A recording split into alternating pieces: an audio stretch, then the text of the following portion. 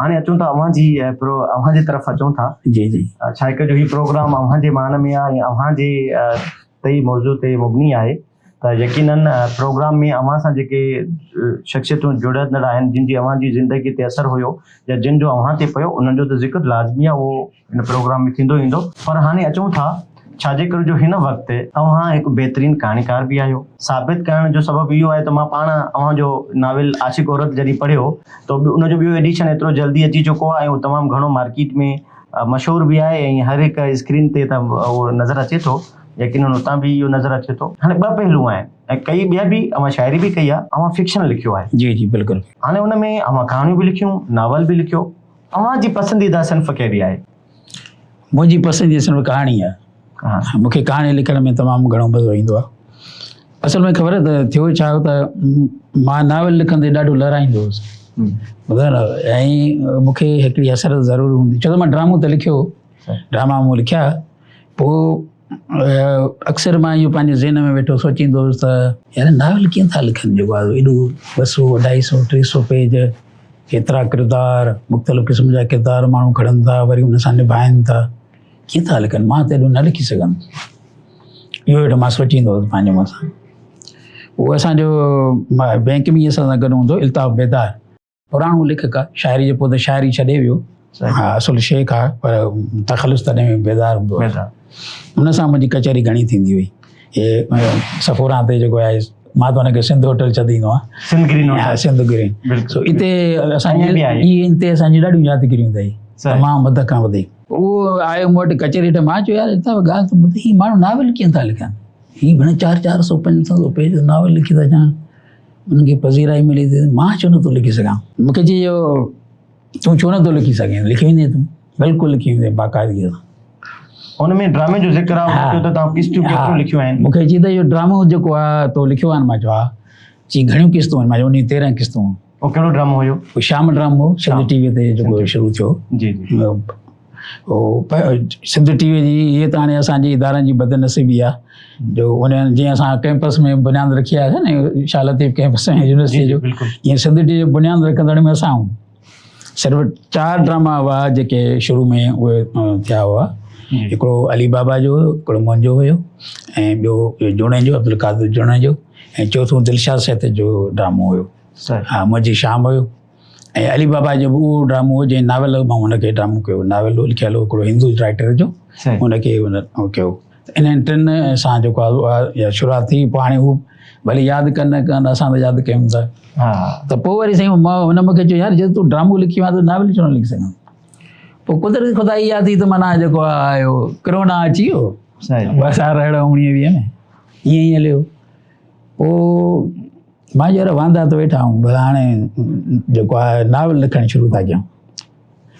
अच्छा, मूंखे इहा ज़हन में न त मां नावल लिखंदुसि। मूं वटि हिकिड़ो सब्जेक्ट हुयो ज़हन में, उहो मां कंप्यूटर खोलियमि, हुन ते वेही रहियुसि लिखणु शुरू। मूंखे हिकिड़ी अली अहमद बुरई साहिब जी एॾी ज़बरदस्त ॻाल्हि यादि ईंदी आहे त हुनखे हिकिड़े दफ़े मां हुनखे ॻाल्हि कई त मां चयो साईं ॻाल्हि ॿुधो बुरई साहिबु, मूं अलाए छो मूंखां लिखणु विसरी वियो आहे। चई त अच्छा, उहो ॾाढो ज़बरदस्त इन जहिड़ो को हुमर्स माण्हू हुयो कोन, मज़ा आया माण्हू। अली अहमद बुरई जहिड़ो न पैदा थींदो न सिंध में आहे कोई अहिड़ो माण्हू, ॾाढो ज़हीन। पर असां ईअं बि चई सघूं था त एतिरो बहितरीनु ज़हीन मोटिवेशनल। हा बिल्कुलु, जीअं तव्हां मूंखे चई त मन घणो लफ़्ज़ इस्तेमालु कयो शिकारपुर जो न, मन तूं हीअं कर जो पन्नो खणो रख टेबल ते, ऐं पोइ पेन बि कर हथ में, पोइ उन पेन खे रख उन पने ते, ऐं पोइ बसि पोइ तूं ईअं बसि लिखणु शुरू कर, कुझु न कुझु लिखी वेंदई। मां यार वाह वाह बुरई साहिबु, तव्हां अहिड़ी ज़बरदस्त ॻाल्हि कई। पोइ मां बि ईअं वञी कंप्यूटर ते वेठुसि, छो त हाणे कंप्यूटर ते लिखंदो सॼो डिजिटलाइज़ सिस्टम जॾहिं अची वियो त माण्हू हुन मां फ़ाइदो। मां साईं लिखंदो वियुसि शुरू थी त हल साईं घर वारा, अच्छा तॾहिं मां अकेलो ई पंहिंजे कमरे में रहंदो हुउसि, मथे रहंदो हुउसि। तव्हां मुंहिंजो घरु ॾिठो आहे, मथे अकेलो ई रहंदो हुउसि। हा, पोइ घर वारा बि परेशान थिए, हिनमहिल त लथो ई कोन्हे को वेठे, मानी जो टाइम थियो, चांहि जो टाइम थियो, सभु थिया, कोरोना बि हले थो पियो, अलाए बहरहाल। पोइ ईअं मां नावल जेको आहे न, शुरूआति मां 600 पेज लिखियो हुयो नावल, हीअ जेको तव्हांजे साम्हूं पियो आख़िरी स्टेशन। पोइ हिनखे वरी कंहिं सियाणे ऐं नावल निगार खे मूं ॾेखारियो मां यार हीउ मां पहिरियों नावल लिखियो आहे, हालांकि मुंहिंजो पहिरियों नावल आहे त हाणे ईअं अचानक छपरायां त इहो सुठो न आहे, तव्हां जेको आहे मूंखे हिनखे ॾिसी ॾियो त हिन में गाइडलाइन ॾियो त नावल आहे बि न आहे बि, हिन मां केतिरो एडिट थिए। पोइ हुन मूंखे 200 पेज कढी ॾिना त हिनखे फलाणे खां फलाणे ताईं इहे कढी छॾ, बाक़ी तुंहिंजो नावल ज़बरदस्त थी वेंदो। पोइ ईअं मां इहो पहिरियों नावल छुड़ा कयो। पोइ त हाणे जॾहिं वरी हुन में हथु विधोसीं त ईअं को लॻो त ॼण यार हीउ मुंहिंजो को दिमाग़ु खुली वियो आहे यकदमि। वरी मथां आशिक़ औरत नावल लिखणु शुरू कयो, उहो बि नावल लिखी वियुसि। ऐं हाणे त मूंखां ॼण जहिड़ो की कहाणी लिखणु थोरी परे थी वई आहे, घणो नावल थो लिखां। अच्छा, हाणे बि मां नावल लिखां थो पियो हींअर बि, ईअं नावल लिखी ही जेको लिखणु आहे इन जो समाज ते तमामु गहिरो असरु आहे। कहाणी, नावल ऐं शाइरी, इन्हनि टिनी शयुनि जो इन समाज ते केतिरो असरु आहे? ॾिसो न, समाज जो असरु वठे थो न।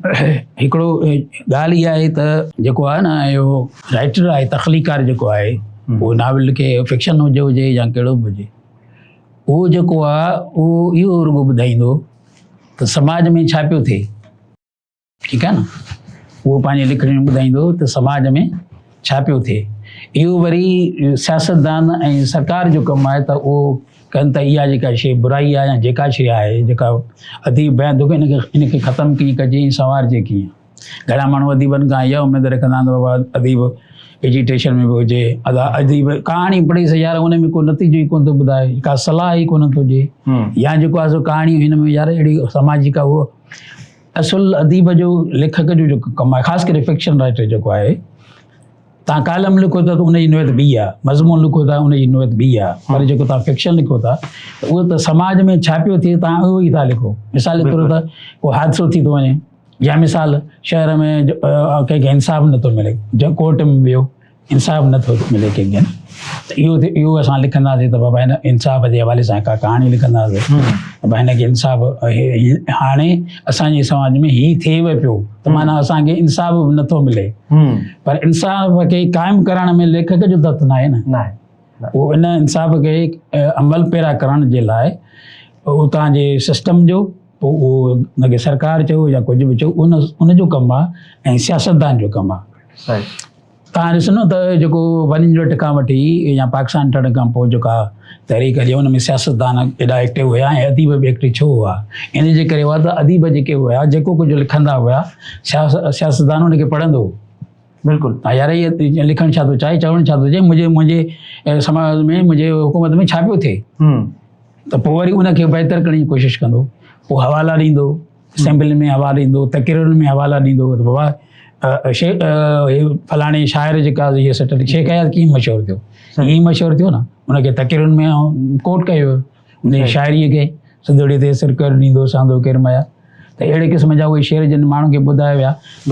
जेको किताबु आहे जेको उहो त समाज ते असरु करे थो। अॼु बि तव्हांखे लेखक फिक्शन राइटर कालम निगार ॿुधाए थो बाबा समाज में हीअं थिए थो पियो, पर जेको हिते हींअर असां वटि सियासत जो हिकिड़ो वॾो वैक्यूम पैदा थी वियो आहे, खाल पैदा थी वियो आहे। हीअ उहे न लीडर न आहिनि जेके उहे अवांजे अदब खे पढ़नि ऐं उनखे अॻिते हली उनखे ॿुधाइनि। एॾो वैक्यूम इहो हिकिड़ो सियासतदान जो बि थी वियो आहे। ऐं हीअं ऐं कुझु असां पाण कीअं सदी में जियूं था पिया, हींअर वरी ग्लोबल बि थी वई आहे, हीअ असांजी दुनिया हिकिड़ो ॻोठ थी वई आहे। हींअर जीअं सभिनी दुनिया जा मसाला असांजा पंहिंजा मसाला थी विया आहिनि न। हाणे जेको लेखक लिखंदो त उनजी लिखणी उहा ई कारगर थींदी जेका पूरे यूनिवर्सल खे कवर कंदी। जेकॾहिं सिर्फ़ु पंहिंजे खिते जो मसइलो लिखे थो त उहो कवर कोन थींदो, उन सां एतिरो असरु न पवंदो। हाणे जेका तव्हां कहाणी लिखो था ऐं या नावेल लिखो था त तव्हांखे पूरे समाज खे, पूरे यूनिवर्सल दुनिया जे समाजनि खे साम्हूं रखी उहा शइ लिखणी पवंदी। हुनजो हिकिड़ो ताज़ो मिसाल बि आहे न, इन समाज जो, इन पूरी सोसाइटी जो, उहो इहो ई आहे त जॾहिं ईरान इसराइल वार हली त उन जा असर पाकिस्तान ते पिया। बिल्कुलु पवंदा, यकीनन। अवां जी ॻाल्हि खे कोट था कयूं त इहा हक़ीक़त आहे। अच्छा, हाणे इन प्रोग्राम खे अॻिते वधाईंदा था हलूं त अवां जी छा कहाणियुनि ऐं नावलनि ते ई सॼो प्रोग्राम आहे ऐं अवां जी ज़िंदगी ते, त अव्हां कहाणियूं बि लिखियूं, नावल बि लिखिया। अच्छा, अव्हां जा कहाणियूं ऐं अव्हां जा नावल कहिड़े मौज़ूअनि ते, उन्हनि जो मेन मौज़ू कहिड़ो आहे? असुलु मुंहिंजी जेके बि कहाणियूं अथव न, उन में जेको आहे तव्हां मुंहिंजूं कहाणियूं पढ़ंदो त हिकिड़ो आम इशू तव्हांखे नज़र ईंदो साम्हूं, उहो आहे माना फेमिनिज़म। औरत खे पंहिंजा हुकूक। जंहिंजो वॾे में वॾो वरी हिकिड़ो किताब बि आहे आशिक़ औरत। हा जी जी बिल्कुलु। हुन हुनमें में तमामु हुनमें तव्हांखे औरत मथे नज़र ईंदी। बिल्कुलु। ऐं जेको आहे सो जेके बि औरत सां ॾाढायूं नाइंसाफ़ियूं थियनि थियूं पियूं उन्हनि जो ज़िक्र मां सम्झां थो एतिरो कंहिं बि फेमिनिस्ट न लिखियो हूंदो उनजे हक़नि ते जेतिरो मां औरत जे हक़नि ते लिखियो आहे। पर इहा अलॻि ॻाल्हि आहे त असां आहियूं तो जहिड़ा माण्हू दीवाना फ़क़ीर सूफ़ी माण्हू तो हुन ते माण्हू ध्यानु घटि था ॾियनि। तो बहरहाल हिकिड़ी तव्हांखे ॻाल्हि ॿुधाए छॾियां त मां कॾहिं बि मायूस न थियो आहियां, न ई थींदुसि। छाकाणि त हीउ जेको असां जेको लिखूं था न इहो ज़रूरी न आहे त अॼु जेको आहे उहो केरु जेकॾहिं अमृतसर दौर में केरु उन्हनि शयुनि खे नथो पढ़े त ईंदड़ दौर पढ़ंदो। इहो हर राइटर सां थियो आहे त अमृतसर जेके बि हूंदा आहिनि उहे हमेशह माण्हू खे पोइते रखंदा ईंदा आहिनि।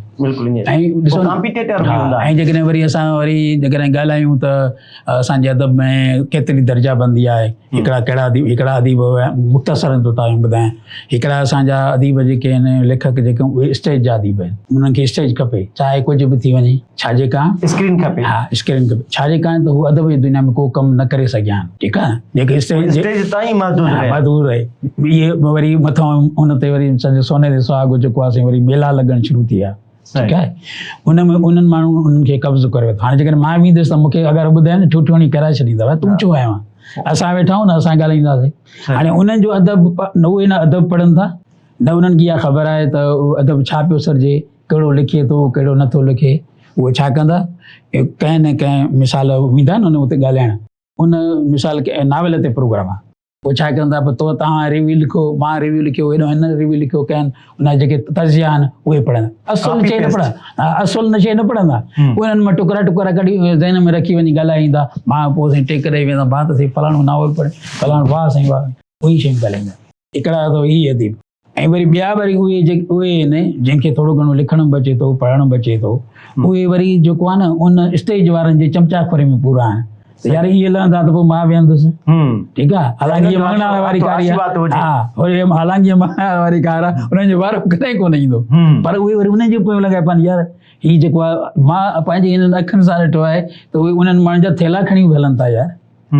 पाण बि अदीब आहिनि पाण बि चङड़ा अदीब आहिनि। उन्हनि जेके मिसाल स्टेज जा सूंहं आहिनि उन्हनि जा थेला खणी था हलनि। मां हिन चइबो आहे न अखियुनि गुनाहगारनि सां ॾिठो आहे। अड़े यार ही फलाणे तूं छा थो करे साईं बसि वॾो वधी पंहिंजा सरकारी आहे फलाणा मूंखे हिते न कुझु। वरी टे अथव असां जहिड़ा जेके उहे पंहिंजे कुंड में वेठा आहिनि पंहिंजे मज़े में न उन्हनि खे उन सरकार जी परवाह आहे न उनखे जेको आहे सो ईअं स्टेजनि जी परवाह। उहे कुंड में वेही लिखनि था पढ़नि था पंहिंजा नावल छपाइनि था। पोइ तव्हां जहिड़ा के गोर अचनि था वरी असांखे ॻोल्हनि था यार हिते बि को मोती आहे जंहिंखे असां समाज में ॾेखारियूं या तव्हांजी महिरबानी आहे जो जिते वठी आयो। न असांजे लाइ इहो एज़ाज़ आहे त तव्हां असां सां गॾु आहियो।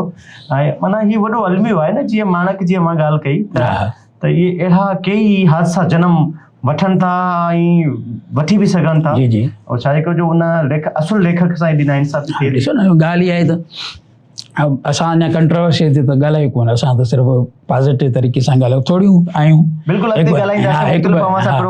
मिसाल ॾिसो न तव्हां इहा ॻाल्हि इंसानु माण्हू जेको आहे माण्हू में हिकिड़ी क़ुवत जेका बर्दाश्त आहे न कंहिंमें सभिनी में हिकु जहिड़ी त कोन्हे।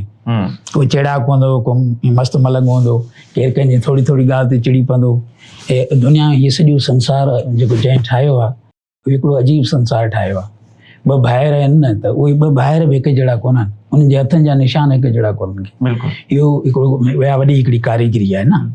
हर माण्हूअ जो पंहिंजो पंहिंजो मिज़ाज आहे। कंहिंखे त इहा ख़बर बि कोन हूंदी त भाई शेख हयात केरु आहे उस्ताद बुखारी केरु आहे। इहो जेके सुवाल आहिनि आम माण्हूअ खे त छॾ पर जेके उस्तादनि जा इम्तिहान वरितऊं त उन में पुछऊं त छा लतीफ़ केरु आहे त चवनि जेको आहे कहाणीकार हो सिंध जो कहाणीकार छा लतीफ़। अमर जल केरु अची उहो शाइर हो ऐं सुनो इहे अहिड़ा जवाब आया जेको आहे इहे अख़बार में लिखिया पिया अथव।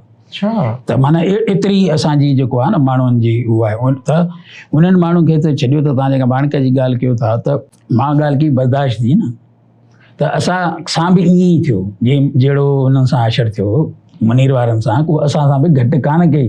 जेके खाबी दुर जा माण्हू आहे लेफ्टिस्ट आहे उहे उन्हनि जी हिकिड़ी साइकी थींदी आहे उनजी जेकी नफ़्सियात आहे उहे जेको उन्हनि जो पंहिंजो कम्युनिस्ट माण्हू हूंदो न पंहिंजी लेफ्टिस्ट हूंदो उनखे कुर्ब ॾींदा ऐं उनजी पूरी छंड छाड़ कंदा त यार हीअ असांजे ख़ाबियत जो आहे बि या न आहे उनजी पूरी छिंड जानकारी पोइ उनखे पंहिंजो कंदा ऐं पोइ उहे जंहिं तव्हांखे ॿुधनि छुटनि हणण वारी कार पोइ उनखे ॿिए खे उन में घुसण ई न ॾींदा ऐं उनजी वरी हिकिड़ी खूबी अथव मतिलबु खूबी चयो या कामी उहे सभु खां पहिरियों उन दौर में प्रिंट मीडिया हूंदी उन ते कब्ज़ो कंदा उते पंहिंजा माण्हू मोकिलींदा प्रिंट मीडिया माना अख़बार रिसाला उन्हनि ते पंहिंजा माण्हू मोकिलींदा उन्हनि में पंहिंजी पंहिंजी पसंदि पोइ जॾहिं उन्हनि जी का शइ वेंदी कहाणी वेंदी या का न्यूज़ वेंदी अदबी उनखे बाक़ाइदा सां हेडलाइन ॾेई अहिड़ो छपींदा जो तव्हां जहिड़ो मुंहिंजो पढ़ंदो वाह यार इहे त छा ऐं वरी जेकॾहिं मुंहुं जुड़िजी वई अरे इनखे त डंप कर इनखे छपूं ई न आहे इनखे इहो असांजूं केतिरी दफ़ा असांजूं कहाणियूं उछले छॾियूं हिकिड़े इदारे में त मां वियुसि त यार जंहिंखे इदारे खे मां पंहिंजी कहाणी ॾेई आयो हुउसि त उहा मुंहिंजे हेठि गंद में पई हुई जेका ॿिए ॾींहं ते हुन बिल्डिंग जे हेठां मां वियुमि अड़े मां हे छा थी वियो भेण माना हे बि सरकारी खातनि वारो ई कमु उहो ई थो हले आला तालीम याफ़्ता नौजवान जो डिग्रियूं डस्टबिननि में पयूं आहिनि कॾहिं रेढ़नि ते कॾहिं ठेलनि ते ॾिठियूंसीं ही मां जेका इहो तव्हांखे बुर्दबारी जी ॻाल्हि कई त असां बुर्दबारी सां अॻिते वधियासीं असां मां पंहिंजी दावा थो कयां न कोई हिन में को फ़ख़्रु बि कोन्हे को मां कंहिंजे कुले ते हथ रखी न आहियां मां बिल्कुलु मां जेको कुझु लिखियो आहे पंहिंजे पेरनि ते बीही लिखियो आहे ऐं पेरनि ते बीही हली लिखियो आहे ठीकु आहे न या बुर्दबारी मुंहिंजो रस्तो मां पंहिंजो पेरनि ते हली ठाहियो आहे ठीकु आहे हिन में कंहिंजो बि न को आशीर्वाद हासिलु आहे न कंहिंजो असरु हासिलु आहे न सुभाणे जेकॾहिं दुनिया में हलिया त केरु दावा न करे ऐं करे त तव्हां हुनखे चैलेंज करे सघो था त पोइ असांखे रज़ा पंहिंजे इंटरव्यू में इहो ॿुधायो त मुंहिंजे लिखण ते कंहिंजो बि असरु न कंहिंजे बि कुले ते हथ रखी मां लिखणु शुरू कयो न कंहिंजो आशीर्वाद हो न कंहिंजो छा हो पर हुन पंहिंजी हुनजी दुनिया जी जंहिंसां उहो लिखंदो हुओ कंदो हुयो छो त हीअ मरण खां पोइ भाई अलाए कहिड़ा कहिड़ा माण्हू ॻाल्हियूं था कनि मुंहिंजो बि दोस्त रसूल में गुज़ारे वियो आहे न जी बिल्कुलु दुनिया में हाणे घणा हुनजा दोस्त निकिरी पिया पर असां त रसूल में जा दोस्त वेठा आहियूं न असांजी ख़बर आहे न असां हुन सां अधु ज़िंदगी गुज़ारी आहे अच्छा हा त असांजी ख़बर आहे त उहो कहिड़ी नज़ीरतनि मां कीअं गुज़रियो या हुननि सां राइटर जो लेखकनि जो रवियो कीअं हो त हाणे त खणी ॿिया अलाए छा छा चवनि पर असांखे त सॼी ख़बर आहे न तो असां हा बाक़ी इहो मां चवां थो त मां अदबी संगत मां सिखियो आहे अदबी संगत खे मां कॾहिं बि उहो नथो करे सघां त मां हुन में न सिखियो आहे अदबी संगत में ई लिखणु सिखियो ऐं उनजे करे ई असां पंहिंजे में बुर्दबारी आई न का तनक़ीद बर्दाश्त करणु इहा ॻाल्हि मां करे छाकाणि त उते असां उन्हनि खे यादि न कयोसीं जेके ईंदा मिसाल शेख आज़ाद बि असांखे ॼाण कराची में ईंदो ऐं असांखे चवां इहो सराज ईंदो केॾा वॾा नाला ताजल बेवस अब्दुल गफ़ार तबस्सुम कॾहिं कॾहिं उस्ताद बुखारी ईंदो ऐं ॿिया खोड़ खां वॾा वॾा राइटर्स ईंदा उते वेही असां कहाणी पढ़ंदा हुआसीं त उहे जेके असांजी सलाह कंदा हुआ त पोइ तव्हां पाण सम्झो अनवर पेज़ादो ईंदो इहे सभु बदर अबड़ो ईंदो हुयो केॾा असांजे पंहिंजे दौर जा केॾा ज़बरदस्त नाला आहिनि हाणे अवां अनवर पीरज़ादे जी ॻाल्हि कई त मां राति जो हिकिड़ो किताब पियो पढ़ां जेको हुनजे पुटु लिखियो आहे अमर पीरज़ादे ऐं ॾाढी जेका अवां ॻाल्हि कई त तनक़ीद अदब जी ख़ूबसूरती आहे उन में हसन मुश्तबा लिखियो त जेका वॾे में वॾी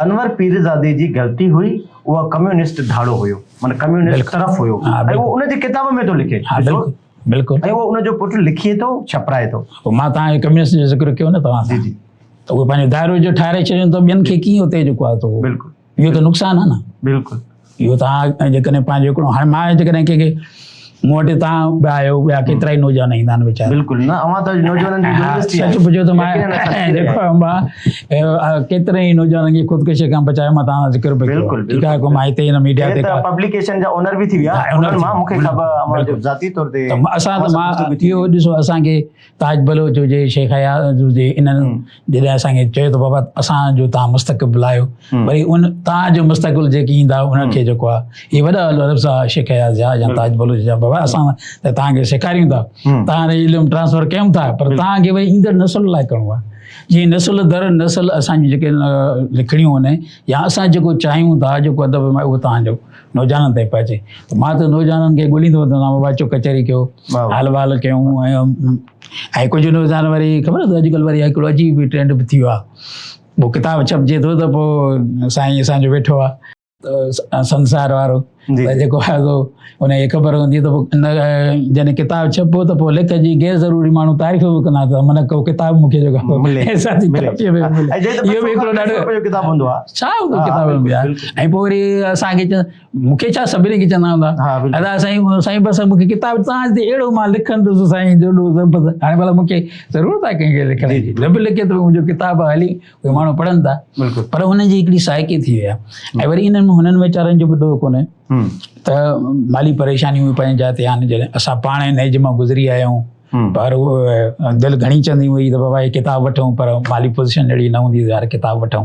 इहो बि त वरी हिकिड़ो इम्पैक्ट आहे। इहो अव्हांजी इन शइ तां मां सहमत न आहियां। उनजी उनजो इन ॻाल्हि तां माली परेशानी तां किताब जे लाइ जी जी जी छाजे करे जो कुझु ॾींहं अॻु में मुंहिंजी दोस्त साईं ज़ैद फिरोज़ादा सां मुलाक़ात थी त उन चयो माना हुन हिकिड़ी मूंखे कोट कराई थी ॻाल्हि मूंखे ॾाढी पॉज़िटिव बि लॻी उहा अव्हांजे प्रोग्राम में डिस्कस करणु चाहियां थो।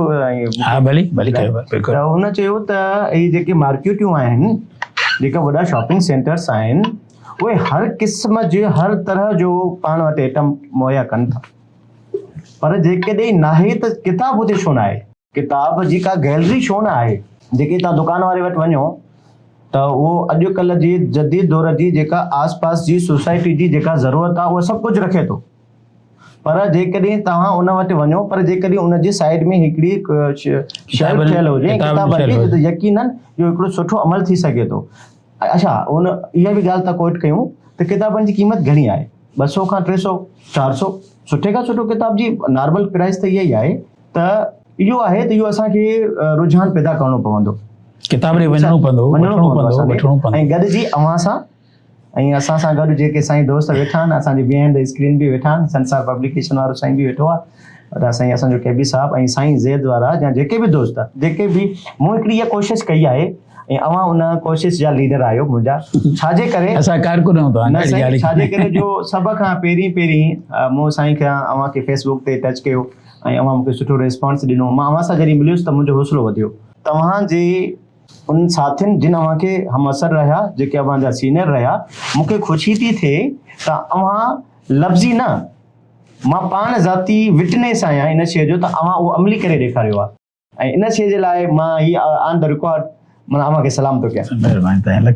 असां जॾहिं अव्हां आहियूं कई नौजवान अव्हां सां मिलण ईंदा आहिनि ऐं मां ॾिसां पियो ऐं उहो मूंखे ॿुधाईंदा बि आहिनि ऐं अव्हां बि मूंखे ॾींदा आहियो ऐं अव्हां मूंखे इहा बि गाइड कंदा आहियो त इन नौजवाननि सां मिलो। जी जी बिल्कुलु। अच्छा इहो हाणे पहिरियों एॾे शिके था वठी हलूं त इहा असुल जेका ख़ूबसूरती हुई अदबी संगत जी हुई जेका हिन वक़्तु न आहे पर पोइ बि अव्हां में उहो जेको उहे शयूं आहिनि जुज़ आहिनि जेका अव्हां बरक़रार रखियूं अचो था पर हाणे अदबी संगत जा अहिड़े क़िस्म जा मेड़ाका अदबी संगत जूं अहिड़ी क़िस्म जूं महफ़िलूं इहे छो ख़तमु थी वियूं आहिनि इन जी वजह छा आहे। हिन जा ॿ टे सबब आहिनि। मां तव्हांखे चयो न त अदबी संगत जेको मुतहद रही वधि मां 2000 आख़िरी जेको थियो सेक्रेटरी 2011 में थियो सही ठीकु आहे न 2011 नथा वधूं खणी 2005 6 8 वधूं था तेसीं ताईं सिंधियत बि संगत 2008 ताईं त बिल्कुलु सही हुई सही। उन खां पोइ जेका हिकिड़ी इलेक्शन थी ऐं उन इलेक्शन में जेको आहे हिकिड़ी दौर हारायो हिकिड़ी दौर खटियो त जेका हारायो दौर हुई उहा चए पई मूंसां नाइंसाफ़ी थी आहे छाकाणि त उहे वरी 8-10 साल रहिया कंटिन्यू जेको आहे अदबी संघ जे मथां 8-10 साल रहिया कंटिन्यू। हाणे ॻाल्हि इहा आहे त असांखे पंहिंजो असां इहो मथो हयोसीं जॾहिं पंहिंजे दौर में त बाबा अदबी संघ जो आइन खे बहितर कयो ठीकु आहे। हाणे मां हींअर अहिड़ियूं ॻाल्हियूं कंदुसि जेके ॾाढियूं अदबी संगत खे इहो जेके सीनियर दोस्त मूंखे ॿुधनि था उहे सोचनि त सिंधी अदबी संगत खे बहितर कीअं बणाए सघिजे थो छो त मूंखे तजुर्बो आहे मां रहियो बि आहियां ऐं मां आइन बि पढ़ियो आहे। ॻाल्हि इहा हिकिड़ी ॻाल्हि कोइट कयां थो तव्हांखे तजुर्बे सां गॾु मूंखे ख़ुशी इहा ॻाल्हि आहे त तव्हां हैट्रिक बि क्रॉस कई आहे। हा बिल्कुलु। तव्हां 1991 में हा जी जी 91 में रहियो वरी 1993 में 93 में रहियो 95 में रहियो 98 में रहियो जी जी ऐं 2011 ताईं त मूंखे इहा ख़ुशी आहे ऐं अव्हां जो तजुर्बो ऐं अव्हां जी गुफ़्तगू ऐं अव्हां जेको कुझु बि इन दोस्तनि जेके असांजा अदबी संगत प्लस उहे बि साथी जेके इन इल्म सां अदब सां सलाहियल आहिनि मुहबत रखंदा आहिनि उन्हनि जे लाइ हीउ तमामु वॾो मैसेज हूंदो ऐं असां चाहियूं था त असांजी ख़ुशी आहे त इहो प्लेटफॉर्म तव्हां असांजे जी बिल्कुलु महिरबानी तव्हां मुख़्तसर ॻाल्हायूं था जी जी जी। त ॻाल्हि इहा आहे त असांजे दौर में हिकिड़ो हाणे गो के अनवर पिरदाद साहब सां मुंहिंजा ज़ाती इख़्तिलाफ़ पंहिंजी जाइ ते, पर मां हमेशह पंहिंजी ॻाल्हि उहा कंदो आहियां जी जी जेकॾहिं कंहिं माण्हू जो भलो अमल आहे, उनजी भली तनक़ीद आहे, तख़लीक़ आहे, तव्हां भली ॾिसंदो। मां मुखालिफ़नि जूं बि तारीफ़ूं कयूं आहिनि, लिखणियुनि में, बिल्कुलु लिखणियुनि में भली बि सां न बि ॻाल्हाईंदा हुजनि। ऐं मूंखे पंहिंजे ग्रुप न बि पहिरीं त मुंहिंजो को ग्रुप ई कोन्हे, पर पोइ तो बि मां उन्हनि जी जेका हाणे बि मां ताज़ो हिकिड़े नावल ते रखियो आहे, बिल्कुलु तव्हां पढ़ियो हूंदो बाबा हीउ नावल नकाज़नि खां कीअं मरूम रहिजी वियो। हालांकि उहो माण्हू मूंखे पंहिंजे प्रोग्राम में बि पसंदि न कंदो आहे, पर हुनजी तख़लीक़ भली आहे, ईमानदारी फाइट कई आहे। ऐं तव्हां कमेंट्स पढ़िया हूंदा तव्हां, ठीकु आहे। बिल्कुलु हाणे अदबी संगत जे असां जेको आहे सो इहो मां 90 जे ॾहाके जा आख़िरी ॾींहं आहिनि। पोइ अनवर पीरज़ादे असांखे हिकिड़ी सुठी सलाह ॾिनी। बाबा ॻाल्हि इहा आहे, ऐं उन वक़्तु बि जहिड़ो थी पियो 1995 जी इलेक्शन आहे या 94 इन जी, जंहिंमें शम्स मुरोबे आयो सेक्रेटरी जनरल थी, उनजे मुक़ाबले में मुख़्तियार मलिक हुयो, उहो हारे वियो मुख़्तियार मलिक हिकिड़े वोट तां, ऐं शम्स मुरो खटे वियो। त शम्स मुरे खे हलणु न ॾिनो। उन वक़्तु जेको आहे सो मुमताज़ बुखारी साहिबु जॉइंट सेक्रेटरी हो, ऐं जेको आहे पोइ जॾहिं जो वरी शम्स मुरे खे एॾो तंग कयूं त आख़िर उनखे लहणो पियो, इस्तीफ़ा ॾियणी पइजी वई। पोइ वरी जेको आहे सेक्रेटरी वारो जॉइंट सेक्रेटरी जनरल वारो कमु जेको आहे मुमताज़ बुखारी कयो। अदबी संगत जो बुनियादु उतां पियो, जहिड़े जो, ठीकु आहे साईं, शुरूआत उतां। हा, शुरूआत। पोइ इहा शुरूआत जॾहिं इहा थी त पोइ अख़बारुनि में, रिसालनि में, सभिनी में इहा ॻाल्हि अचणु शुरू थी वई त अदबी संगत जो जेको सेक्रेटरी जनरल आहे, उहो उनखे आइन जे मुताबिक़ एतिरा इख़्तियार आहिनि जो हू कुझु बि करे उनखां को पुछण वारो कोन्हे को। अच्छा, आइन खे रुख ई पंहिंजो ॾिनो भाई। आइन ई अहिड़ो ठहियलु आहे जो सेक्रेटरी जनरल जेको बि करे, जीअं बि करे, जॉइंट सेक्रेटरी तो पुछा थी सघे थी, शाख वारे सेक्रेटरी खां पुछा थी सघे थी, पर जेको सेक्रेटरी जनरल आहे उनखां केरु पुछे जेकॾहिं अदबी संगत खे सही नथो हलाए। या मिसाल उहो जेको किरदारु आहे अदबी संगत जो जेको अञा ताईं जहिड़ो हले थो, किरदारु सही, उनखां केरु पुछे। पोइ तय इहो थियो, उन में अनवर पीरज़ादो बि हुयो, असां बि हुआसीं, ॿिया बि हुआ, पर असां त नौजवान हुआसीं उन दौर में, नौजवान खे बि विहारियूं। पोइ तय इहो त बाबा हिकिड़ो ट्रस्ट था ठाहियूं। माना इहो हिकिड़ो ख्यालु हो अनवर पीरज़ाद जो त सिंधी अदबी संघ खे वाच करण जे लाइ हिकिड़ो थिंक टैंक हुजणु घुरिजे। थिंक टैंक माना जेका हुनखे वाच करे सॼी, ऐं उहो सेक्रेटरी जनरल खे बि हुनखे पकड़ करे, ठीकु आहे साईं। अब पोइ थिंक टैंक कीअं ठहे, अब हिकिड़ी मिसाल हुनखे ट्रस्ट नालो ॾियो या कहिड़ो बि ॾियो, पोइ हुनजा 3 मेंबर ठाहियो, 5 ठाहियो, 7 ठाहियो, 9 ठाहियो। सेक्रेटरी जनरल जेको आहे उहो हुनजो मेंबर हुजे। सही। सुभाणे जेकॾहिं सेक्रेटरी जनरल का अहिड़ी ॻाल्हि करे थो विझे त उनखे घुराए पुछूं त सही बाबा हे तूं छा पियो करीं। सही साईं, इहो असां सॼो मसूदो वग़ैरह हे ठाहे ठीकु ठाक, शायदि उन सेक्रेटरी जनरल माना यादि नथो पए, या अदल सुमरो आहे या मुख़्तियार मलिक हो, या इन में कहिड़ो हुयो। ख़ैर मुख़्तियार मलिक त जई हलियो वियो, जी हुन हाराए वियो। शम्स पोइ मुमताज़ बुखारी वारा हुआ, त उन्हनि ॾे असां हज़ार मर्कज़ त उहे आहिनि न, ठीकु आहे न, असां उहो मसूदो उन्हनि ॾे मोकिलियो। हाणे इहो थियो त हुननि वरी आइन जे मुताबिक़ इहो त बाबा जेको असांजो अदबी संघ जो आइन आहे, उन में जेकॾहिं का चेंजिंग थींदी त उनखे काउंसलर जो इजलास घुराइबो, उहे उन में तब्दीली कंदा। नथो करे सघे, आइन में लिखियल आहे। असांजो मुल्क त आइन ते सुठे नमूने असांजो मुल्क जो आइन बि अहिड़ो ई आहे। सो सिंधियत बि संगत जो वेड़ो ई आइन, शायदि उनजो ई असर आहे। तो बहरहाल साईं उहो मसूदे, उहो ख़्यालु जेको कुझु हुयो पने बने ते उन्हनि ॾे मोकिलियोसीं। अबा उन्हनि सिंध काउंसिल जो इजलास घुरायो, उन में उनखे रिजेक्ट करे छॾियो। इहो बाबा ईअं छो, इहो वरी सेक्रेटरी जनरल खां केरु पुछाणो करे।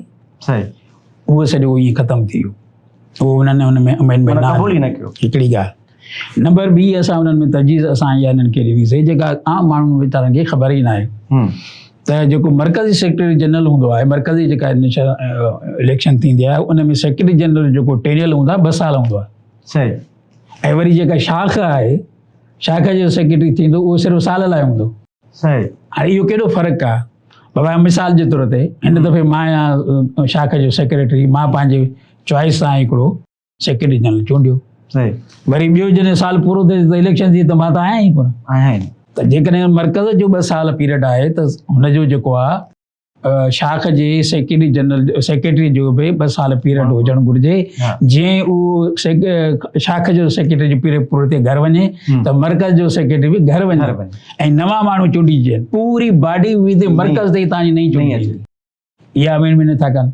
अच्छा, इहा अञा ताईं आहे? इहा आहे न ताईं आहे, बिल्कुलु असांजे अञा आहे। हिन जो इहो मक़सदु आहे त अदबी संगत माना वक़्त सां नथी हले। बिल्कुलु। ऐं उनमें तव्हां भाई कयो न वक़्त सां गॾु गॾु।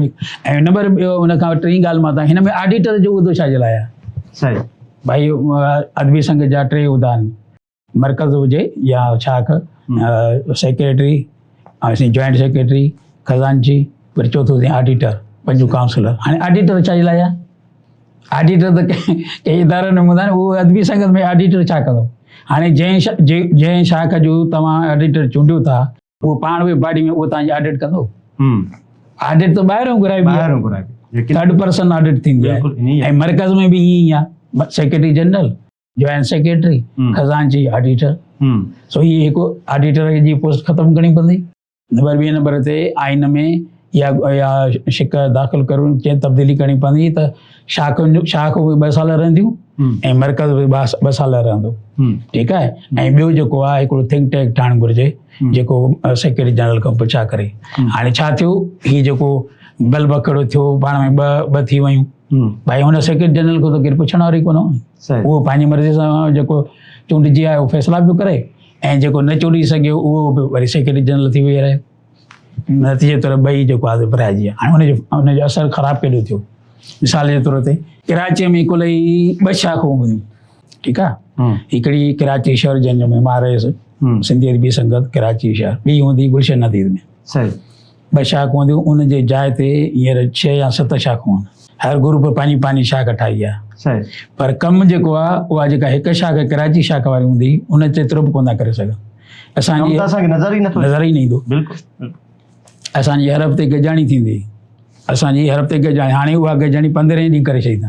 हाणे मिसाल मां जो अॼु ख़म्स ते वञा, ख़बर पए त ख़म्स ते त कान्हे, वरी ईद ते थींदी। भई छो ईअं छो? अदबी संघ हिकिड़ो जॾहिं ॾींहुं मुक़ररु थियल हो, सॼी अख़बारनि में सभिनी खे ख़बर आहे त बाबा ख़म्स ॾींहुं अदबी संघ जी गजाणी हूंदी।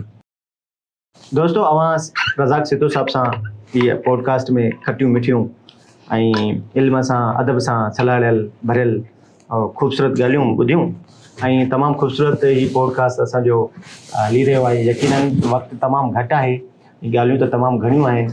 जेतिरो ॻाल्हाइजे छाजे करे जो साईं रज़ाक सितो साहब हिकु अहिड़ी शख़्सियत आहिनि जिन जो अदबी संगत पर अदब ते तमामु घणो ऐं गहरो असरु आहे। यकीनन हिनखे असां सीरीज़ वाइज़ वठी वेंदासीं मुख़्तलिफ़ प्रोग्रामनि में, पर हिन वक़्तु असां नंढो ब्रेक वठी रहिया आहियूं। वापसि अचूं था। अस्सलाम वालेकुम।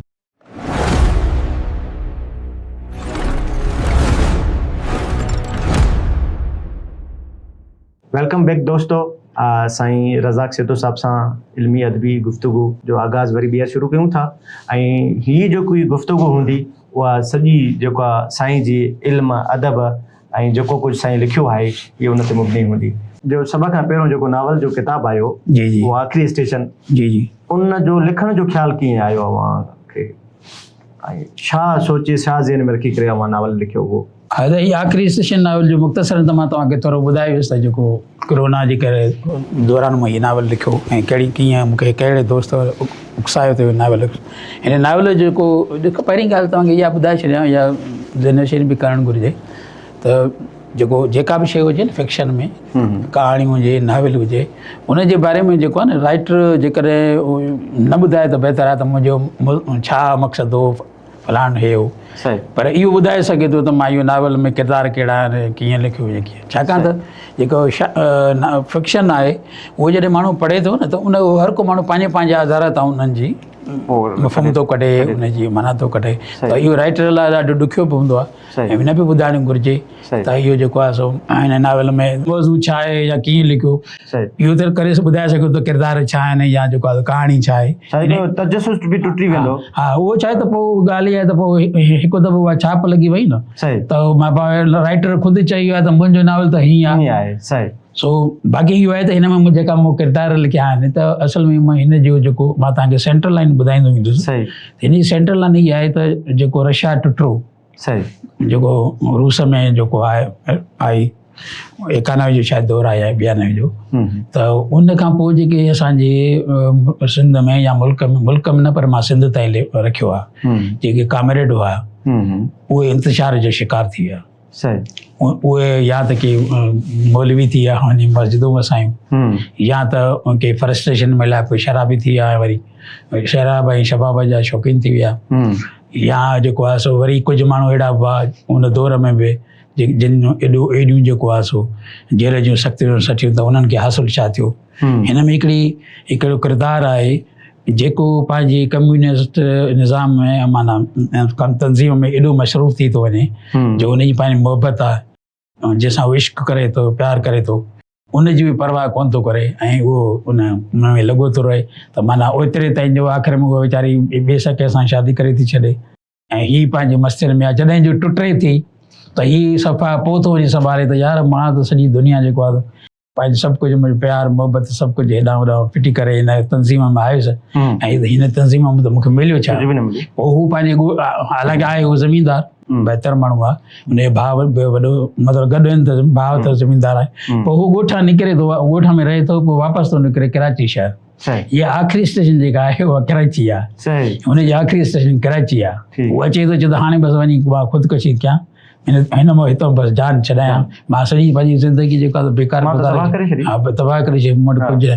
पोइ हू जॾहिं रस्ते में अचे थो पियो ट्रेन में त पोइ हुनखे मुख़्तलिफ़ माण्हू मिलनि था, वरी कराची में अचे थो त कराची में जॾहिं अचे थो त वरी हुनखे पुराणा दोस्त यादि था अचनि, वरी उन्हनि सां मिले थो। पोइ अहिड़ी तरीक़े सां पोइ हुन में हिकिड़ो ॼण माना ज़िंदगी जे तरफ़ माना हुन राग़िब थियण थो करे। हा, पहिरीं ॻाल्हि मां इहा करे छॾियां त कंहिं बि राइटर खे जेको आहे को बि लेखक हुजे त उनखे मायूसी फैलाइणु न घुरिजे। मां हुनखे ख़ुदकशी जो ख़्यालु त ॾेखारियो आहे, हुनखे किरदार खे ख़ुदकशी कराई न आहे। ठीकु आहे, पोइ वरी दुनिया उमेद ते क़ाइमु आहे। जेकॾहिं असां लेखक मायूसी फैलाईंदो त पोइ त हुनखे लिखण ई न घुरिजे। त माना मुख़्तसरनि पोइ वरी जेको आहे उहा जेका हुनजी महांगी महबूबा हूंदी आहे उनजो मुड़ुसु मरी वेंदो आहे। ठीकु आहे, पोइ वरी उहा कंहिं ज़मीनदारनि में पढ़ियल हूंदी आहे, पोइ उहो उतां जेको आहे सो वरी कोशिशि कंदो आहे त मां ॿीहर हिन सां शादी कयां। पोइ हुनजो भाउ ज़मीनदार हूंदो कहिड़ी तरीक़े सां मिड़े उहा ॻाल्हि ठाहे थो, आख़िर में उहो कराची में थो उहा शादी रखे। हाणे हिन मुंहिंजे नावल जे लिखण जो मक़सदु इहो हो त हिन में ॿ शादियूं मां ॾेखारियूं आहिनि। हिकिड़ी शादी ॻोठ जी आहे, हिकिड़ी शहर जी आहे। हिकिड़ी शादी ॻोठ जी आहे ऐं ॿी वरी शादी कराची जी आहे। उहा कीअं थी थिए, उहा अनवर जेका शादी करे थो उहा वरी हिते शहर में थी थिए। ॿ कल्चर मां शहरी बि ॾेखारिया आहिनि ऐं पोइ इन सां लाॻापियल हिन में हिकिड़ो को हिन मौज़ू, हिन मल्टीपल मौज़ू आहिनि। ठीकु आहे, तव्हांखे पंहिंजे मुल्क असांजी जहिड़ी ॻाल्हियूं बि मिलंदियूं, ॿी मुल्क छो ठहियो ऐं उनजा कहिड़ा सबब आहे, अबुल कलाम आज़ाद जो पॉइंट्स तव्हांखे मिलंदियूं। ऐं ही माना सियासत, मोहबत ऐं जुदाई ऐं इश्क, इहे सभु शयूं पाण में नावलूं गॾियल आहिनि। पोइ हाणे हर को पंहिंजो मतिलबु पाण वञी कढे जेको आहे, हर को पाण त कढे, पर आख़िरी स्टेशन में अवां पाण खे कहिड़े किरदार में था ॾिसो? हिन में ख़बर अथव मुंहिंजो हिन में अनवर में मुंहिंजो किरदारु आहे, पर उहो जेको किरदारु आहे इन सूरत हाल में आहे जॾहिं उहो पंहिंजी महबूबा सां जेको आहे न बेवती थी वञे त उन सां शादी थो करे। ऐं इहा ॻाल्हि बि मां तव्हांखे ॿुधायां त इहो बेवा बि मां छो कयो आहे। इन में हिकिड़ी आम पॉइंट रखी आहे मां, जेका मां जेकॾहिं को पढ़ंदो माण्हू त सॼो ध्यानु करे मां आख़िर बेवा छो ॾेखारी आहे। त असांजे समाज में जेको आहे त बेवा खे हिकिड़ी सुठी नज़र सां न ॾिठो वेंदो आहे। भले हिकिड़ी जवानी में हुनजो मुड़ुसु मरी वञे, भले हिकिड़ो ॿार हुजेसि या न हुजेसि, त हुन वीचारे खे असां ईअं विहारे छॾींदा। हिन में हिकिड़ो माना इहा ॻाल्हि करण जी मां कोशिशि कई आहे त बाबा बेवा बि जेका आहे उहा औरत आहे, अहसासु रखे थी, जज़्बा रखे थी, उहा जेकॾहिं सुठी एज में आहे त हुनखे शादी करणु घुरिजे ऐं अनवर उहो मैसेज थो ॾिए ऐं अॻिते बि हुनजी एॾी वॾी ज़िंदगी आहे। ऐं जॾहिं त असांजो मज़हब इस्लाम बि इन शइ जो हुकुम बि ॾिए थो। ऐं हिन में तव्हांखे काफ़ी जज़्बाती बि मिलंदा। अनवर जो हिकिड़ो पुटु बि हूंदो आहे जेको जमा कंहिं औरत खे थी वेंदो आहे, वरी पोइ उहा रूस हली वेंदी आहे। हा, इहो बि हुन में आहे। पोइ जॾहिं अनवर हुनखे ॾिसे थो ऐं वरी उहो माना जिद्दत बि उन में अथव। माना जॾहिं उहा औरत ज़ेबा जलाल जग शायदि नालो अथसि, उहा जॾहिं हिन मां जेको आहे अनवर मां प्रेग्नेंट थिए थी, शादी वादी हुनजी न आहे, प्रेग्नेंट थी वञे, दौरु जनरल ज़िया जो दौरु आहे, माना जेकॾहिं अहिड़ी ख़बर आम थी थिए त ॿिन्ही खे उहो जेको आहे सो बिल्कुलु तबाह करे छॾींदा बिल्कुलु त पोइ हू जेको आहे सो उन वक़्तु जेको आहे रशिया अहिड़ो मुल्क हो जेको कम्युनिस्टनि खे पनाह ॾींदो आहे सुठो मुल्क बि हो पोइ हुनजो जेको वॾो कामरेड हूंदो आहे उहो चवंदो यार हीअं था कयूं हिन माईअ खे जेको आहे न मोकिले था छॾियूं रूस त उते वञी ॿार ॼणे ऐं उते फ़ाइदो बि पवंदुसि ऐं उते जेको आहे सो उते अहिड़ा इदारा बि आहिनि उते का अहिड़ी ॻाल्हि बि कोन्हे का मुखालफ़त न हुजे जेको आहे सो निकाह खां बग़ैर जेको ॿार थिए त उते अहिड़ी क़िस्म जी ॻाल्हि कोन्हे का पोइ उहो माई होॾे हली थी वञे जेको हुन में पुटु थो ॼमेसि न त पोइ उहो ऐं हुनजी माउ जेको आहे अनवर सां नेट जे ज़रिए था मिलनि सही पोइ फेसबुक ते जेका सोशल मीडिया त मां हिन में सोशल मीडिया बि ॾेखां माना जिदत ऐं जेको आहे ॿियो जेके शयूं आहिनि सभु हुन में गॾायूं आहिनि हिकिड़ो वॾो एरा बि ॾेखारियो आहे बि ॾेखारियो आहे त शाहसी मुंहिंजे ख़्याल में ज़िया जो दौर जेको आहे 1986 ताईं हलियो आहे त इहो वॾो वॾो एरो आहे ऐं उहो तव्हां उनखे पस मंज़र जेको ॾेखारियो आहे हिन में उनखे वरी जिदत ते अचो था सोशल मीडिया ते पुॼो था इहो वॾे खे हिन में ॿिनि माण्हुनि जो घणो ख़ासि ज़िक्र आहे हिकिड़ो अब्दुल वाहिद आरी सर जो उहो हुनखे जेको जेल में कहिड़ो हुन सां टार्चर थियो ऐं उहो ऐं ॿियो जेको आहे अब्बासी जेको हुयो नज़ीर अब्बासी साहिब जो ज़िक्र आहे त मां ॿुधायां त मुख़्तलिफ़ हिन में मल्टीपल मौज़ू आहिनि सियासत वारो पढ़ंदो हुनखे मज़ो ईंदो ठीकु आहे ऐं हिन में कोई जिन्सी टचिस बि आहिनि हा जिन्सी टचिस बि आहिनि अहिड़ा टचिस आहिनि जो तव्हांखे राति रहंदे थियो ईअं थियो अव्हां जो ताज़ो किताब आशिक औरत जो ॿियो एडिशन मार्केट में आयो आहे ऐं अव्हां मोहबत फरमाई इनायत फरमाई ऐं मूं कोशिशि बि कई यकीनन फ्री में न पैसनि सां वठण जी ऐं हुन सां मुंहिंजो राब्तो बि थियो पर इन विच में अव्हां वटि किताब बि आयो अव्हां मूंखे जॾहिं किताब ॾिनो जंहिं राति मूं पढ़ियो त यकीनन फीलिंग्स ईअं पियूं माना सम्झो त ईअं माना सुम्हण न पियूं ॼनि आख़िरी स्टेशन सेक्स लिखण जो मक़सदु बि हे आहे न जेको सेकंड सेक्स हाणे तर्जुमो थिए थो जी औरत जो लिखियलु आहे सेकंड सेक्स नावल न आहे किताब आहे सही आहे हुन में उहो तव्हां पढ़ो ऐं औरत त वधीक हुन ते लिखी सघे थी न हा औरत थी करे हुन लिखियो आहे सिंधी तर्जुमो आयो अथव हुनजो त मतिलबु उन जॾहिं मुंहिंजे कहाणियुनि में बि मुंहिंजे नावलनि में तव्हांखे जिन्स ते मिलंदा ठीकु आहे इन जे करे बि मूं ते तनक़ीद न कंदा नुक्तचीनी तनक़ीद ऐं नुक्तचीनी में फ़र्क़ु आहे त बाबा हीअ जेको आहे जिन्सी शयूं थो लिखे या अहिड़े क़िस्म जी ॻाल्हियूं थो करे पर बक़ौल रसूल में हुनजे त मां तुंहिंजा पढ़िया आहिनि कहाणियूं सभु हुनजो त बाग़ बि हुनजो लिखियो आहे अलमे जे साथ जो हुन इहो चयो त तव्हां ईअं चओ था पर रज़ाक जी इहा वरी ख़ूबी आहे त न कहाणी में जेतिरी जिन्स जी ज़रूरत आहे ओतिरो ई थो लिखे इन खां वधीक हुन में ॾियण जी कोशिशि नथो करे हा ऐं पर मां सेक्स जे बारे में इहे चवां थो जिन्स जे हवाले सां जेकॾहिं को लेखक जिन्स ते लिखे थो ऐं उहो पंहिंजो नावल में हुनखे डिपिक्ट करे थो ॾियण जी कोशिशि करे थो ऐं जेकॾहिं पढ़ंदड़ हुनखे पढ़े थो ऐं हुनजे जिस्म में लहरूं पैदा न थियूं थियनि त पोइ सेक्स लिखण जी ज़रूरत न आहे बिल्कुलु पोइ त जिन्स ते लिखण ई हुनजो बेकार मूं अव्हां जो जॾहिं आशिक औरत किताबु पढ़ियो ऐं अव्हांखे मुबारक हुजे ॿिए एडिशन अचण जी पहिरियां त इहो हिन पॉडकास्ट जे ज़रिए अव्हांखे मुबारक ॾींदासीं अव्हां जो आशिक औरत नाविल एतिरो त मक़बूल वियो जो हुनजो ॿियो एडिशन बि अची चुको आहे एल्सा पब्लिकेशन छपरायो आहे जी अच्छा पहिरियों एल्सा वारनि छपरायो हाणे वरी जेको आहे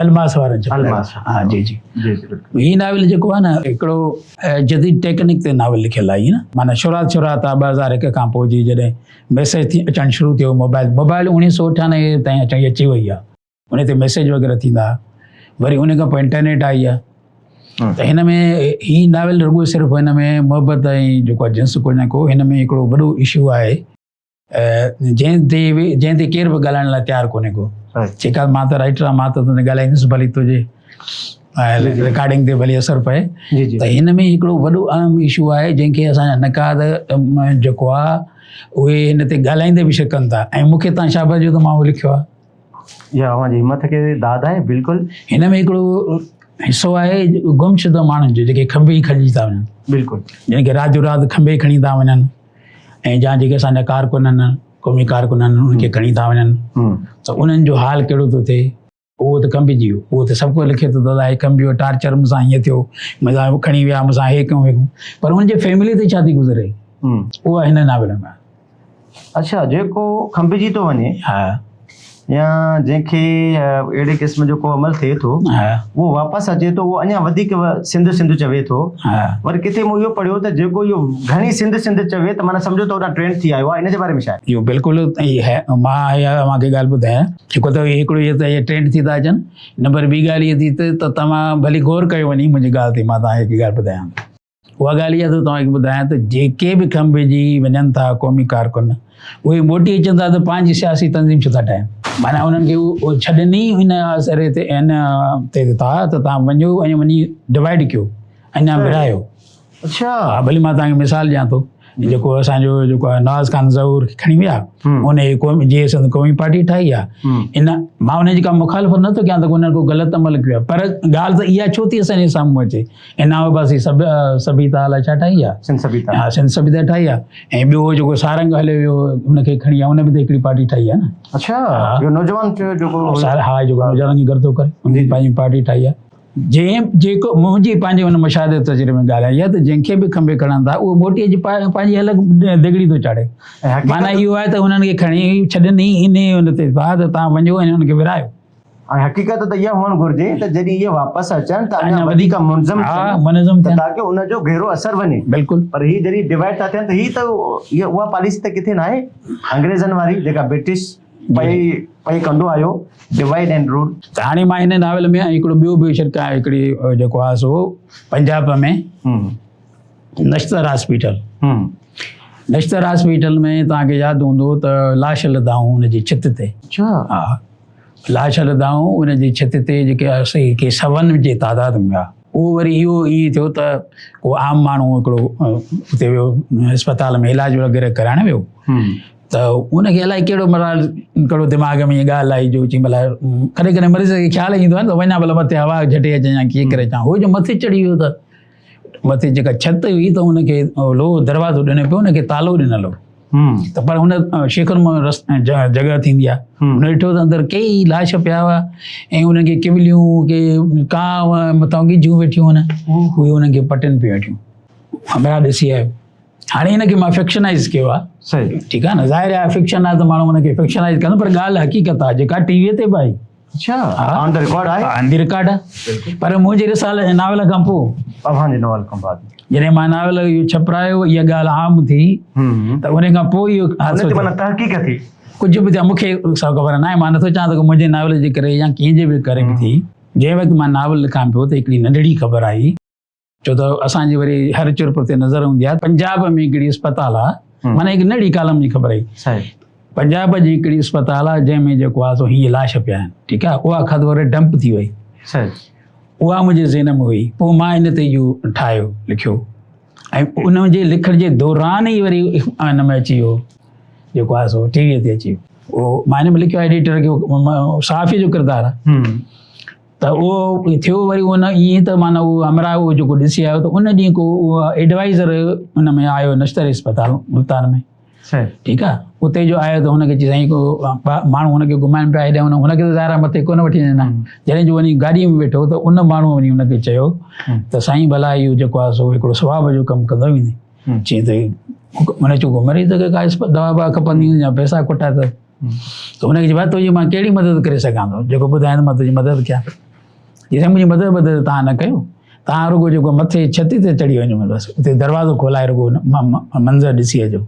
हुन चइबो आहे छती ते छा आहे जो मां हर रोज़ु छती ते वञा।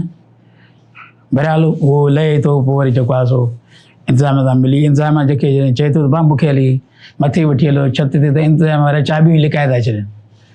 घणेई ॻोल्हींदा ॾांहुं त चाबियूं आख़िर पर हज़ार उहो एडवाइज़र हो मिनिस्टर जो, उहो तालो खोलाए मथे वियो त इहे सभु जानवर जेको इहो इंसान जेको आहे सभु मथे पिया आहिनि, डेड बॉडी पियूं, सभु कुझु पियो आहे हुते। केविलियूं हुन के जीत ॼणा हुन खे गिजूं हुन खे कीअं हुन खे कीअं हुननि खे पटनि थी पियूं। पोइ इहो वॾो टीवीअ ते ॾेखारियो, ॿुधायूं त भाई ईअं थी वियो आहे। पोइ हुनजे ख़िलाफ़ु एक्शन थी। पोइ मालूम इहो थियो त माना उहे माण्हू जेके बलूचिस्तान मां या सिंध मां खंभे खणी विया आहिनि, उहे इन्हनि जा ई लाश आहिनि। इहो मां हिन नावल में लिखियो आहे, वॾो इनकशाफ आहे या वॾी। ऐं उन में उहो जेको आहे हिन आशिक औरत जेका आहे उनजे महबूब खे बि खंभे खणी ईंदा आहिनि। अच्छा, हा। पोइ उहा जॾहिं उहा ख़बर ॿुधंदी आहे पोइ वेठी रहंदी आहे, पोइ चंड खे जापा ॾींदी आहे त मुंहिंजी महबूब खे नापोरी जा अलाए इहे जेके लाश हुआ इन्हनि में अलाए केरु अथव अलाए छा आहे, त इहो जेको हिन नावल जो पहलू आहे इनखे अञा ताईं कंहिं टच न कयो आहे। ऐं जेको आहे नकाज़ जेको बि जंहिं बि ॾिठो आहे त उनखे हिकु रुख सां ॾिठो आहे, हिकु सिर्फ़ु रोमांस जे नफ़्सियाती तौर ते भाई आहे हिकिड़ी औरत नफ़्सियाती जेका मुख़्तलिफ़ माण्हुनि सां मोहबत थी करे, छाकाणि त उहो क़ौमी कारकुन सां मोहबत थी करे न, बिल्कुलु उन सां मोहबत थी करे उनजी मदद थी करे, उन पाण जॾहिं खंभिजी थो वञे त उनजे घर उनजा कपिड़ा थी पहुचाए ते सभु कोई तव्हां पढ़ियो हूंदो, वधीक तव्हां पढ़ियो आहे। हिन में इहो बि आहे त हिन में मूंखे जेको नज़र आयो त उहा औरत जेका भटकिजे थी उहा इहो आहे त उहो जॾहिं नौजवान आहे त उहो जेको सरमाएदार आहे, जागीरदार आहे या को पैसे वारो माण्हू आहे जंहिंजी हुन ते नज़र पवे थी, जेको पंहिंजे पैसे जी ज़रूरत आहे, पंहिंजी ताक़त जी ज़रूरत आहे, हुन सां शादी करे थो, हुनजी ख़्वाहिशुनि खे जो क़त्लेआम कयो थो वञे, यकीनन तौर ते पोइ उहो भटकिजे थी, हुनजो ज़हन भटकिजे थो। त मां इते इहा शइ ॾिठी त जेका उहा ॿाहिरि भटकी आहे, जेका हुनखे उते मोहबत एहसास जज़्बात तव्हांखे पैसे सां नथा मिली सघनि न, ठीकु आहे, बिल्कुलु। ऐं उनखे इहा जेका भटकजण आहे न उहो इहो आहे त उनजी हम उमिरि ऐं उनजी नापसंदी जे करे उन औरत जो जिन्सी फ्रस्ट्रेशन जो शिकार थी थी वियो। बिल्कुलु अहिड़े क़िस्म जा कई मिसाल असांजे समाज हिन सोसाइटी में आहिनि। प्रोग्राम तमामु ख़ूबसूरत आहे अवां सां, ऐं दिलि त नथी चवे पर अवां सां कई ॻाल्हियूं हिकिड़ो मुख़्तसरनि मां हिकिड़ी तव्हां सां ॻाल्हि कंदुमि। बिल्कुलु कयो। जेका आम आहे, जेका असांजा लेखक लिखनि था, जेका असां पाण आशिक़ औरत ते ॻाल्हायोसीं, बसि 2 मिंट जी ॻाल्हि आहे। जी बिल्कुलु बिल्कुलु। जेको राइटर लाइ में बि का रहनुमाई बि थी पई। बिल्कुलु बिल्कुलु। उहा ॻाल्हि इहा आहे त जॾहिं को लेखक जेको तख़लीक़कार आहे उहो जॾहिं का बि शइ लिखे थो, को नावेल लिखे थो, का कहाणी लिखे थो, तख़लीक़ तौर ते को फिक्शन लिखे थो, उनखे प्रेशर बर्दाश्त न करणु घुरिजे। उहो प्रेशर जे अंदरि रही करे न लिखे त बाबा हीअ शइ मां लिखंदुसि मतां मूंसां हीअं थिए, हीअ शइ लिखंदुसि त मतां मूंसां हीअं थिए, जे आज़ादु थी करे लिखे। जेकॾहिं मां दावा सां चवां थो को बि राइटर, ख़ासि करे फिक्शन जो राइटर आज़ादु थी न लिखंदो त का बि बहितरीनु तख़लीक़ न करे सघंदो। आज़ादु थी लिखणु घुरिजे। तमामु आला मिसाल ऐं तमामु वॾो पैगाम मैसेज। दोस्तो, जंहिं शख़्सियत जी मां अवां सां हिन पॉडकास्ट में मुलाक़ात कराई आहे उन जा कई किताब लिखियल आहिनि ऐं उन्हनि जो ज़िक्र असां हिन पॉडकास्ट में कयो बि आहे, पर मां वरी उन किताबनि जो अवां सां हिकिड़ो नंढिड़ो मुख़्तसिर तारीफ़ कराए रहियो आहियां। ऐं जीअं अव्हांखे ख़बर पए त साईं जन जो पहिरियों, ॿियो ऐं सीरीज़ वाइज़ कहिड़ा कहिड़ा किताब मार्केट में आया। साईं जन जो सभ खां पहिरियों किताब अदवई मार्केट में पब्लिश थियो, जंहिंमें जेको हीअ कहाणियुनि जो किताबु आहे, ऐं हीअ किताबु तमामु मक़बूल वियो। ऐं जंहिंमें जेका कहाणी निमाव आहे जो मां ज़िक्र बि कयो त जंहिंखे अली बाबा ख़ूब सारायो ऐं जंहिंजी साईं जन सां पहिरीं मुलाक़ात जो सबबु बि अली बाबा सां ही किताब ई बणियो।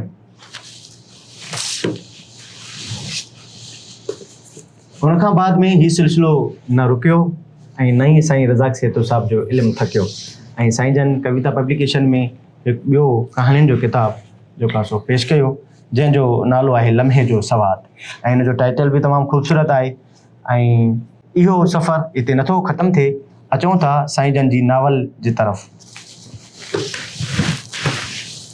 साईं जन जो तमामु मनफ़रत ऐं तारीख़ ते ऐं कई पहलुअनि ते हिकु अहिड़ो ख़ूबसूरत किताबु जेको साईं जन हिन पॉडकास्ट में ज़िक्र कयो, यकीनन मूं ही कुझु पढ़ियो आहे ऐं हाणे त चाहव ऐं दिलचस्पी वधी वई आहे त हिन किताब खे पूरो कजे।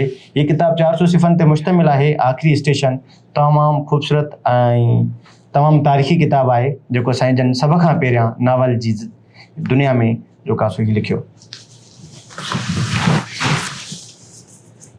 अॼुकल्ह सोशल मीडिया जी ज़ीनत ऐं साईं रज़ाक सेतो जी ज़िंदगी में हिकु ट्विस्ट ऐं साईं रज़ाक सेतो खे हिन अदब जी दुनिया में मक़बूलियत बख़्शींदड़ मां त इन ई चवंदुसि हीअ किताबु आशिक़ औरत आहे। टाइटल ई अहिड़ो ख़ूबसूरत आहे, महबूब मर्द आशिक़ औरत। ऐं यकीनन जेकॾहिं अव्हां सां हर हिकु वटि ऐं हर हिक सां इहो एक्सीडेंट थियो हूंदो ऐं मां बि इन एक्सीडेंट जो शिकार आहियां, मूं ते बि मां बि कंहिंजो महबूब मर्द आहियां ऐं कोई मूं ते बि का औरत आशिक़ आहे। दोस्तो, हीअ किताबनि जो तारुफ़ अव्हां सां करायोसीं ऐं कई अणछपियल किताब जेके साईं रज़ाक सेतो साहिबु लिखी रहियो आहे। असांखे उमेदु आहे ऐं असां इहा गुज़ारिश बि कंदासीं इन पॉडकास्ट जे ज़रिए त साईं तमामु जल्द उन किताबनि खे मुकमल करे ऐं मार्केट में आणे। दोस्तो, मां साईं रज़ाक सेतू साहब जे हिन अचण मां इहो बि फ़ाइदो वठंदुसि त साईं खे रिक्वेस्ट कंदासीं त पंहिंजी कहाणियुनि मां का हिकिड़ी कहाणी हिन इंडस एज न्यूज़ पॉडकास्ट ते जेका सो पढ़नि ऐं असांजे सामिन ताईं पहुचाइनि।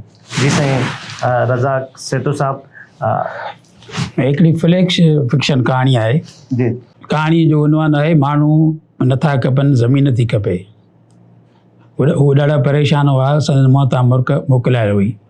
अखियूं उजागरनि करे दुखियूं पिए, ज़हननि में बसि हिकु ई जुमिलो पिए हुरियो त कीअं बि करे ज़मीन हासिलु करणी आहे। माण्हुनि खे छा कंदासीं, उहे ॿिया ॼमी पवंदा या आबाद थी वेंदा। इहो कमु एॾो आसान कोन हो। शाम जा पाछा लड़िया त वरी अची ॻाल्हि ॿोल वारी मेज़ ते गॾु थिया। संदसि टेबल ते विलायती शराब विराइजी वियो, गिलास लॻाइजी विया। ही इस्लामी जमहूरिया मुल्क जा बाशिंदा हुया, पर मथनि न की इस्लामी मुल्की कानून लागू हो। छुड़ाग जानवर जा जिते दिलि चाहिनि मुंहुं हणी थी सघिया। केर बि कंहिंसां कोन्हे पियो ॻाल्हाए, रुॻो गिलास ऐं बोतल मां निकिरंदड़ शराब जो आवाज़ हो। हिननि जो मक़सदु हिकिड़ो ई हो, कीअं बि करे ज़मीन न ख़ाली कराइणी आहे। समूरा हरबा हलाए चुका, वञी दंग कयऊं। धरती धरणनि पेर पोइते न कया। वेकाऊ माल नाणे ते विकाणो, जिन खे हिननि ख़रीद कयो, पोइ बि खेनि मक़सदु हासिलु कोन थियो। पाण मुल्क जा वफ़ादार कोन हुआ, पर ज़ाहिरन सरहद जा मुहाफ़िज़ ऐं इस्लाम जा अलमबरदार हुआ। मथनि को आङुरियूं खणंदो हो त खेसि गद्दार ऐं काफ़िर चई संदसि वजूद धरतीअ तां मिटाए छॾींदा हुआ। इहो ड्रामो केतिरनि ई सालनि खां पिए हलियो। खाधे करार खुटी वञनि, खाई खाई नेठि वतन जो ॾेवालो करे छॾियऊं। आख़िर सॼो खितो पटे ते ॾेई छॾियऊं। वतन जे रहासनि खे कन ते बाबू रेपण कोन ॾिनऊं। बसि संदन सोच जो मोर हिकु जाइ ते अटकियो पियो हो त कीअं बि करे बहिराण जे मौजनि ते पलजंदा माण्हुनि जे पेरनि हेठां ज़मीन खिसकाइजे। शराब जो अधु ताईं बोतलूं ख़ाली थी वियूं। हिक ॿिए जे मुंहं ॾांहुं ॾिसंदा रहिया। का तजवीज़, का राय कोन आई। राति धरतीअ ते लही आई। मानी जो वक़्तु वरी आयो। गॾिजी खाधे जे मेज़ ते आया, कुर्सियुनि ते वेही रहिया। खाधो टेबल ते लॻणु शुरू थी वियो। ढो करे मानी खाधऊं। ख़ामोशी, बसि ख़ामोशी। खाधे जी मेज़ तां बचियल खाधो ऐं थांव खयां विया। संदसि ज़हननि में शराब जो सुरूर हो, अंदर में आग पे भरी। संदसि अॻवाणी कंदड़ चयो, असांखे ॾाढो ॾुखियो टास्क मिलियो आहे। जंहिं खिते ते कब्ज़ो करणो आहे, तंहिंजी तारीख़ हज़ारनि सालनि जी आहे। हिननि खे मारियो वियो आहे त धरती मां वरी जनम वठी वरनि था। हिननि खे असांजा आबा अंग्रेज़ वर्दीअ वारा कुझु कोन करे पुॼी सघिया, न की कुझु करे सघिया, त पाण कहिड़े बाग़ जी मूरी आहियूं। हिकु सीनियर ॻाल्हायो, छा हिननि खे छॾे ॾिजे? असां पंहिंजे मिशन तां पोइ ते कॾहिं बि न हटंदासीं। भॻवान जवाबु ॾिनो, हिकिड़ो ई रस्तो आहे, खिते खे माण्हुनि खां आजो कयो वञे। असांखे माण्हू नथा खपनि, ज़मीन थी खपे। इहो ई असांखे हुकुम आहे।